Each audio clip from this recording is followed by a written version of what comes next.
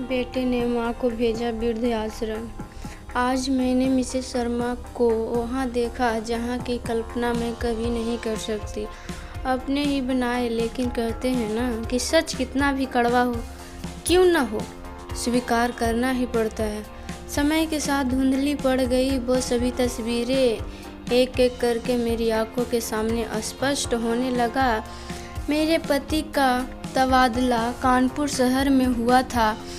अनजान शहर और अपरिचित लोग, मुझे बहुत घबराहट होने लगी थी, लेकिन पड़ोसिन श्रीमती शर्मा की कृपा से सब अपने से लगने लगे थे। मई महीने की आग उगलती गर्मी में जब ऑटो रिक्शा से उतरकर मैं पहली बार घर में प्रवेश किया था, तब उनके एक गिलास पानी ने जितनी ठंडक मेरी कार्य को पहुंचाई थी, उससे कई ज़्यादा उनकी बातों ने मेरी आत्मा को तृप्त किया था। इधर ट्रक से मेरा सामान उतर रहा था और उधर वे अपनी रसोई में हम सभी के लिए लंच तैयार कर रही थी। पराए शहर में इतना अपनापन मिले तो इसे अपनी खुशकिस्मती ही समझनी चाहिए। जल्दी ही हम दोनों के साथ बच्चे भी आपस में घुल मिल गए थे। उनको बड़ा बेटा रोहन मेरे विनय की ही उम्र का था, इसीलिए दोनों में बहुत बनती थी। यदि कभी मैं विनय को डांट देती तो तुरंत ही रोहन उसका पक्ष लेकर कहता, नहीं आंटी, यह मेरे से टूट गया है, विनय की कोई गलती नहीं है। मेरी बेटी पिंकी उनके छोटे बेटे रवि से उम्र में थोड़ी छोटी होने के बावजूद उसकी कक्षा की ही सहपाठनी थी। इस बात पर दोनों में प्यारी सी नोक झोंक हमेशा ही होती रहती थी। बच्चों के आपस प्यार को देखकर अक्सर ही मिसेस शर्मा दरवाजे को छूकर टच बोर्ड कह देती थी। बच्चे स्कूल चले जाते और पति अपने दफ्तर, तब हम दोनों अपने अपने घर के काम निपटाकर घंटों बातें करते।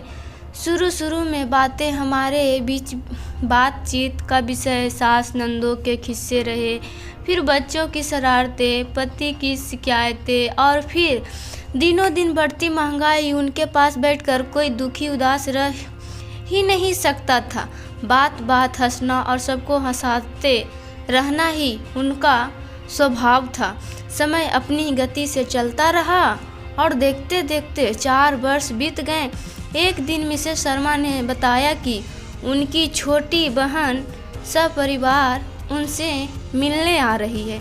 उनकी प्रसन्नता चेहरे पर स्पष्ट दिखाई दे रही थी।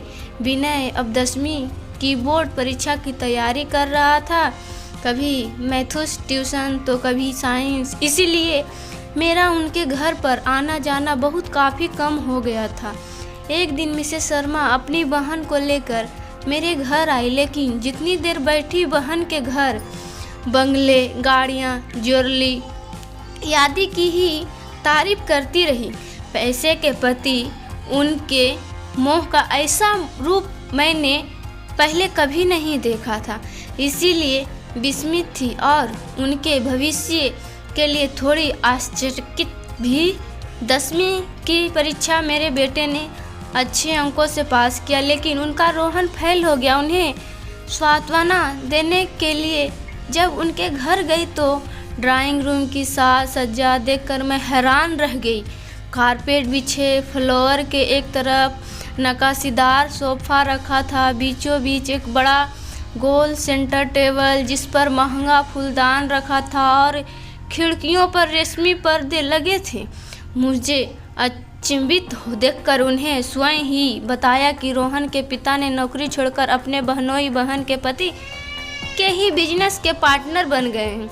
बिजनेस से और पैसे संबंधित बहुत सारी बातें वो बताई रही, जिसमें बेटे के फेल होने का रंज जरा भी नहीं था। मैं कुछ कहती उससे पहले ही उन्होंने ऐलान कर दिया कि अगले महीने से रोहन भी पिता के व्यवसाय में उनका हाथ बटाने लगेगा। समय अपनी गति से चलता रहा। मेरे बेटे की बेंगलोर में अच्छी नौकरी लग गई तो वह विवाह के बाद वहीं सेटल हो गया। पिंकी भी विवाह करके अपने ससुराल चली गई। एक दिन अखबार में पढ़ा कि मिसेस शर्मा के पति पर लाखों रुपया का कर्ज चढ़ गया है। जिसके कारण उन्हें हृदयाघात आ गया। मैं चाहकर भी उनसे मिलने नहीं जा सकी। अब कानपुर शहर से मेरा मन उठ गया था। मेरे पति ने वॉलंटरी रिटायरमेंट ले लिया और हम पहले पैतृक आवास में जाकर रहने लगे। रिश्तेदारियों में एक शादी थी, उसी सिलसिले में मेरा कानपुर आना हुआ तो मिसेस शर्मा के वृद्ध आश्रम में जाने से मैं खुद को रोक न सकी। उनका नाम निमी शर्मा। वृद्ध आश्रम पढ़ते ही उनके साथ बिताए सभी पल एकाएक मुझे याद आ गए। तभी मेरी दृष्टि एक अधेड़ महिला पर जाकर ठहर गई, जो बगीचे के फूलों में पानी दे रही थी। पास जाकर देखा तो ठिठक गई। मिसेस शर्मा आप? मैंने आश्चर्य से पूछा। कुछ और पूछती उससे पहले ही उन्होंने मेरे मुंह पर अपना हाथ रख दिया। वे मेरा हाथ पकड़कर एक तरफ ले गई और धीरे से बोली, मिसेस राय, यहाँ कोई नहीं जानता है कि मैं यही इस वृद्ध आश्रम की मालकिन हूँ। कहते हुए उनकी आंखों में आंसू बह निकले। मेरा मन भी दुखी हो गया।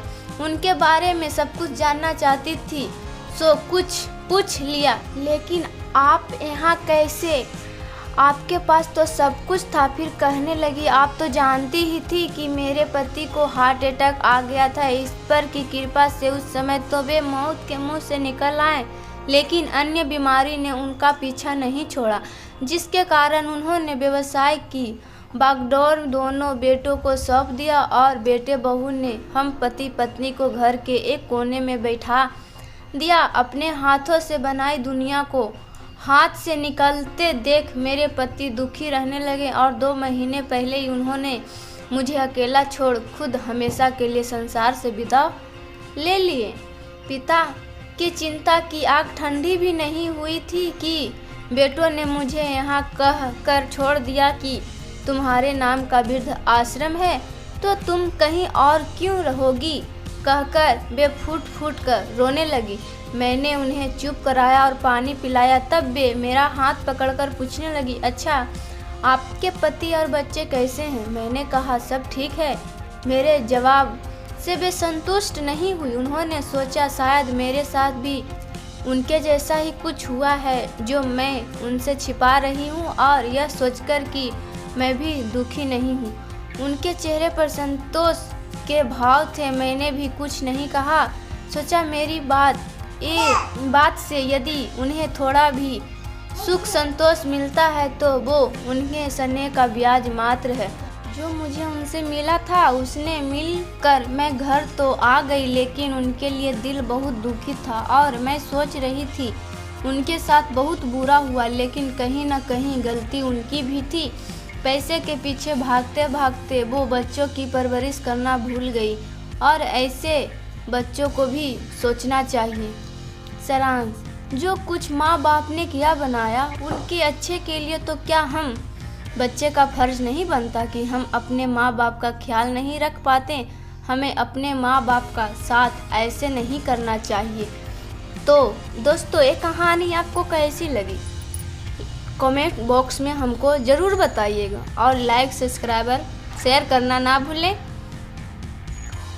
और ये कहानी आप कहाँ से सुन रहे हैं दोस्तों, कमेंट बॉक्स में ज़रूर बताइएगा, ज़रूर से ज़रूर। धन्यवाद दोस्तों, बाय बाय। अगले कहानी में फिर से मिलते हैं, टाटा।